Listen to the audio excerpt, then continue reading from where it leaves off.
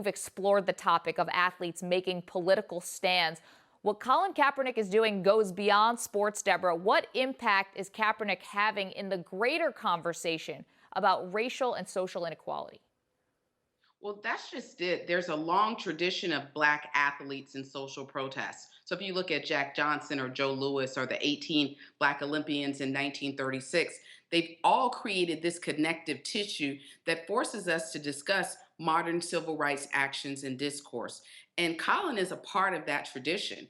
And I think we really need to understand what he's actually saying. He's sending a message. Whether or not we like how the message is delivered, he's asking us to take a look at what we need to address in this country and to shed light on these issues.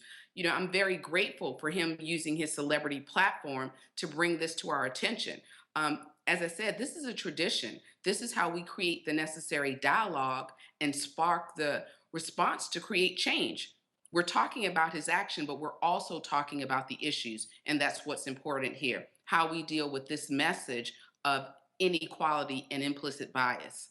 So, looking at this through a historical lens and some of the things that you mentioned, what did you find about the effectiveness of using a sporting event as a platform politically, socially, and to try to get a point across? Well, sports has always been the first place that you can actually affect change. Because if you look at the 1936 Olympics, the fact that there were 18 Black Olympians in front of Adolf Hitler sent a message. And that message continued 10 years later when Mac Robinson, who was on that 1936 team, when his brother integrated baseball, or when the colleges began to recruit more African Americans. Sports is that landscape that's a microcosm of our society, but it's a very visible microcosm. So, what actually happens in sports and how we treat racism in sports impacts the way the rest of the world addresses racism. So if you look at Muhammad Ali, if you look at Dr. Tommy Smith at the 1968 Olympics, when he put his Black Power fist in the air, these conversations helped move the conversation of equality forward. And these actions are critically important because they give voice and hope to the voiceless. So if we have a voice and we're able to use that to help the voiceless, we are doing the right thing. And I think that's how we have to evaluate this action. It's historic and it's a part of a long tradition of history. Yeah.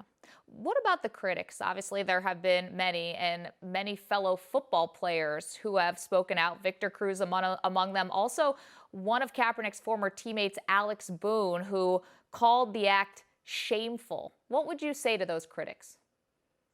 Well, you know what? If we look back in history, there were people who criticized the sit ins. There were people who criticized every aspect of the civil rights movement. There were people who didn't want these 18 African Americans in 1936 to participate on the United States team. So I say, in a country where we are able to be in the land of the free and the home of the brave, I say bravo to all of those heroes who are willing to endure criticism and backlash to shed issues in the country that we need to address.